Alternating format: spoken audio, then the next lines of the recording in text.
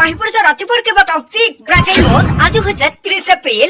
1 মেৰ পৰা 5টা আঁচনি একাউণ্টত চৰকাৰে টকা প্ৰদান কৰিব। অৰুণোদয়ৰ প্ৰতিজন হিতাধিকাৰী একাউণ্টত 550 টকাৰ পৰিৱৰ্তে 3000 টকা প্ৰদান কৰিব মুখ্যমন্ত্ৰী ডক্টৰ হিমন্ত বিশ্ব শৰ্মাই।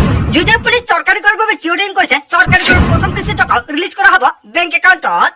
আত্মীয় কথা প্ৰতিজন মহিলা বেংক একাউণ্টত 25,000 টকা সোমাব। যদি আপুনি 10,000 টকাৰ চেক পাইছে, তেন্তে আপোনাৰ বাবে ভাল খবৰ। পিএম কিষাণৰ প্ৰতিজন হিতাধিকাৰী বেংক একাউণ্টত 23 কিস্তি টকা 2,000 টকা ৰিলিজ কৰা হ'ব। মে মাহতে কেইবাটাও আঁচনি টকা সোমাব।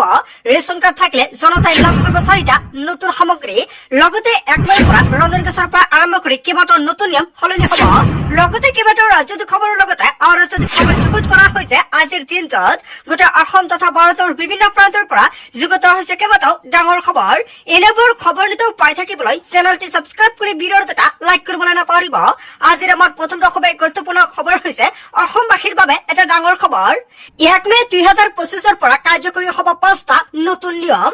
নাজানিলে আপুনি পৰিব ভয়ংকৰ বিপদত। সাধাৰণতে প্ৰতি মাহৰ 1 তাৰিখৰ পৰা বেংকিং, ইন্ধন আৰু যান বাহনৰ সৈতে নতুন নতুন নিয়ম সাল সলনি হয়। আৰু অহা মাহৰ 1 মেৰ পৰা কি কি নতুন নিয়ম সলনি হ'ব? নম্বৰ 1, যান বাহনত GNSS ব্যৱস্থা নতুন নিয়ম কাৰ্যকৰী হ'ব। 1 মেৰ পৰা কিছু প্ৰতিবেদন অনুসৰি ফাষ্টাগৰ পৰিৱৰ্তন GNSS global navigation satellite system ভিত্তিক টুল সংগ্ৰহ কৰাৰ ব্যৱস্থা আৰম্ভ হ'ব পাৰে, য'ত বাহনত GPS ট্ৰেকাৰ লগাৰ বাধ্যতামূলক হ'ব। নম্বৰ 2, LPG চিলিণ্ডাৰৰ দাম। প্ৰতি মাহৰ 1 তাৰিখৰ পৰা মে মাহত চৰকাৰী তেল কোম্পানীসমূহে বাণিজ্যিক আৰু ঘৰুৱা LPG চিলিণ্ডাৰৰ নতুন দৰ নিৰ্ধাৰণ কৰিব পাৰে, যাৰ প্ৰভাৱ আপোনাৰ বাজেটত পৰিব পাৰে। আপোনালোকে সকলো জানে প্ৰত্যেক মাহতে LPG চিলিণ্ডাৰৰ মূল্যৰ সাল সলনি হয় আৰু অহা মাহত নতুন নিয়ম সলনি হ'ব পাৰে। সেয়েহে 1 মাহতে বিশেষকৈ প্ৰভাৱ পৰিব পাৰে আপোনাৰ পকেটত। কেৱল এয়াই নহয়, 3 নম্বৰত উল্লেখ কৰিছে পেট্ৰল আৰু ডিজেল হয় ইন্ধনৰ দামত সাল সলনি হোৱাৰ সম্ভাৱনা। পেট্ৰল আৰু ডিজেলৰ দামত দৈনিক বা মাহেকীয়া পৰিৱৰ্তন হ'ব পাৰে। নম্বৰ 4ত উল্লেখ কৰিছে বেংক বন্ধৰ তালিকা ঘোষণা কৰা হৈছে। মে মাহৰ বেংক বন্ধৰ নতুন তালিকা কাৰ্যকৰী হ'ব, য'ত বিভিন্ন ৰাজ্যক উৎসৱ আৰু দেওবাৰৰ বাবে বেংক বন্ধ থাকিব। নম্বৰ 5, ক্ৰেডিট কাৰ্ড আৰু ডেবিট কাৰ্ডৰ নতুন নিয়ম। কিছুমান বেংকক তেওঁলোকৰ ক্ৰেডিট কাৰ্ডৰ চাৰ্জ বা কেৱল এয়াই নহয় ৰিয়ত পইণ্টৰ নিয়ম 1 মেৰ পৰা সলনি কৰিব পাৰে আৰু এনেকুৱাকৈ 5টা নতুন নিয়ম সলনি হ'ব। তাৰ পিছত অসমবাসী ৰাজক জনসমৰ পৰৱৰ্তী খুবেই গুৰুত্বপূৰ্ণ খবৰ, লগতে এটা ডাঙৰ খবৰ। লাখ লাখ ৰেচন কাৰ্ডৰ হিতাধিকাৰীলৈ বৃহৎ খবৰ। অৰুণোদয়ৰ সভাতে মুখ্যমন্ত্ৰী ডক্টৰ হিমন্ত বিশ্ব শৰ্মাই কেইবাটাও বৃহৎ মন্তব্য কৰিছে। চেনি, দালি, মিঠাতেল, নিমখ হ'ব সম্পূৰ্ণ বিনামূলীয়া। যদি আপোনাৰ ৰেচন কাৰ্ড আছে, তেনে ক্ষেত্ৰত সম্পূৰ্ণ বিনামূলীয়াকৈ লাভ কৰিব কেইবাবিধ সামগ্ৰী। প্ৰতিটো ৰেচন কাৰ্ডৰ পৰিয়ালক আধা কেজিকৈ চাহপাত প্ৰদান কৰিব চৰকাৰে। চৰকাৰ আহিলে আগন্তুক দিনত ইয়াৰ বিষয়ে চিন্তা চৰ্চা কৰিব মুখ্যমন্ত্ৰী ডক্টৰ হিমন্ত বিশ্ব শৰ্মাই। লাখ লাখ ৰেচন কাৰ্ডৰ হিতাধিকাৰীৰ বাবে ভাল খবৰ।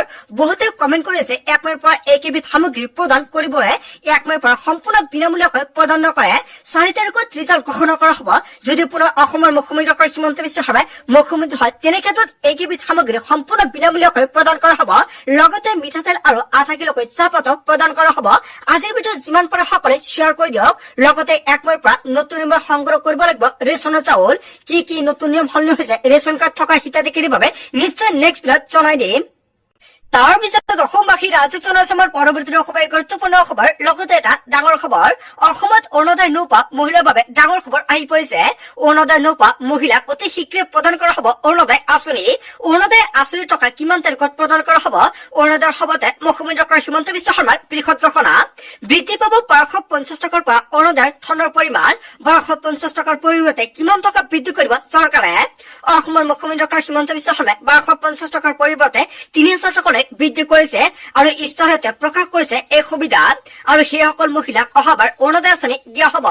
যিসকল হিতাধিকাৰী অৰুণোদয় আঁচনিৰ তালিকাত নাম অন্তৰ্ভুক্ত হৈ আছে, সেইসকল হিতাধিকাৰী একাউণ্টত 10 মেত অৰুণোদয় আঁচনিত 1250 টকাৰ পৰিৱৰ্তে 3000 টকা সোমাই দিয়া হ'ব। 1250 টকাৰ পৰা ধন বৃদ্ধি কৰিছে ৰাজ্যৰ মুখ্যমন্ত্ৰী ডক্টৰ হিমন্ত বিশ্ব শৰ্মাই। অসমত অৰুণোদয় নোপোৱা মহিলাসকলৰ বাবে ভাল খবৰ, কিন্তু অৰুণোদয় আঁচনিৰ হিতাধিকাৰীৰ সংখ্যা বৃদ্ধি কৰা হ'ব। ৰাজ্যত নতুনকৈ 15 লাখ হিতাধিকাৰী লাভ কৰিব অৰুণোদয় আঁচনি।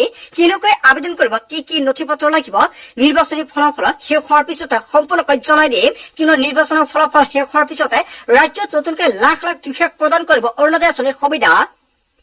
তাৰ পিছত অসমবাসী ৰাজক জনাইছে আমাৰ পৰৱৰ্তী অসমৰ গুৰুত্বপূৰ্ণ খবৰ লগতে এটা ডাঙৰ খবৰ পুনৰ নতুনকৈ হাজাৰ হাজাৰ লোকে লাভ কৰিব চৰকাৰী ঘৰ নতুনকৈ ভূমি লাভ কৰা লোকে পাব চৰকাৰী ঘৰ অসমত উপস্থিত হৈ ঘোষণা কৰিছে কেন্দ্ৰীয় মন্ত্ৰী শিৱৰাজ সিং চৌহানে পকীকৰণৰ বাবে আবেদন কৰিবলৈ কি কি নথিপত্ৰ লাগিব যিসকলে চৰকাৰী ঘৰৰ বাবে আবেদন কৰিব পৰা নাই কি কি নথিপত্ৰৰ জৰিয়তে চৰকাৰী ঘৰৰ বাবে আবেদন কৰিব পাৰিব হিতাধিকাৰী আধাৰ কাৰ্ড পান কাৰ্ড লাগিব এক্টিভ বেংক একাউণ্ট আৰু ৰঙীন ফটো আয়ৰ প্ৰমাণপত্ৰ আৰু ঠিকনাৰ প্ৰমাণপত্ৰ লাগিব দুটাকৈ কিস্তিত একাউণ্টত লাভ কৰিব গৃহ নিৰ্মাণ ধন ৰাখি দুটা কিস্তিতে সকলো একাউণ্টত এই টকা প্ৰদান কৰা হ'ব আগতে তিনিটা কিস্তি প্ৰদান কৰা হৈছিল কিন্তু এতিয়াৰ পৰা দুটা কিস্তিত আপোনালোকৰ বেংক একাউণ্টত 1,50,000 টকা প্ৰদান কৰিব কেন্দ্ৰ চৰকাৰৰ ফালৰ পৰা পুনৰ নতুনকৈ হাজাৰ হাজাৰ লোকে পাব চৰকাৰী ঘৰ যদি আপুনি চৰকাৰী ঘৰ পোৱা নাছিলে তেন্তে আপোনাৰ বাবে এটা সোণালী সুযোগ আহি পৰিছে সেয়েহে আজিৰ ভিতৰত যিমান পাৰে সকলোৱে শ্বেয়াৰ কৰি দিব তাৰ পিছত অসমবাসী ৰাজক জনাইছে আমাৰ পৰৱৰ্তী অসমৰ গুৰুত্বপূৰ্ণ খবৰ লগতে এটা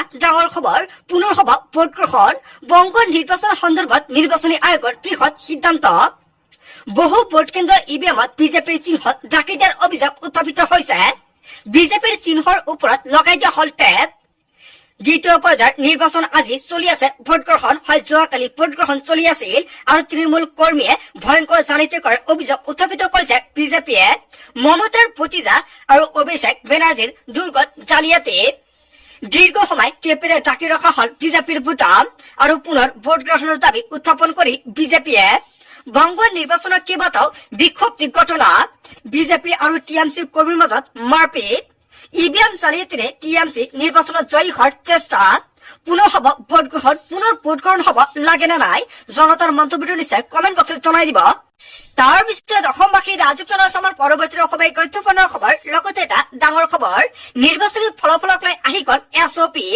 ৰাজ্যিক নিৰ্বাচনী আয়োগৰ কঠোৰ নিৰ্দেশনা বিজয়ৰ পিছত উলিয়াব নোৱাৰিব সমাধান কোনো দল বা বিজয় প্ৰাৰ্থীয়ে বাহিৰ কৰিব নোৱাৰিব ৰেলী যদি ৰেলী উলিয়াই তেন্তে শান্তি বজাই ৰাখিব লাগিব সমাধানত হুলস্থুল কৰিব নোৱাৰিব